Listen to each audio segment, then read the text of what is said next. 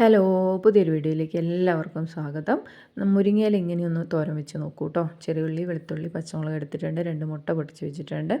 ചീനച്ചട്ടി അടുപ്പത്ത് വെച്ചു, വെളിച്ചെണ്ണ ഒഴിച്ച് കടുകിട്ട് പൊട്ടിച്ചു. അതിനകത്തേക്ക് ചെറിയുള്ളി, വെളുത്തുള്ളി, പച്ചമുളക് ഇട്ടിട്ട് നന്നായിട്ട് വഴറ്റിയെടുക്കണം. ഇതിലേക്ക് ഉപ്പും മഞ്ഞൾപ്പൊടിയും കൂടി ഇട്ട് കൊടുക്കുന്നുണ്ട്.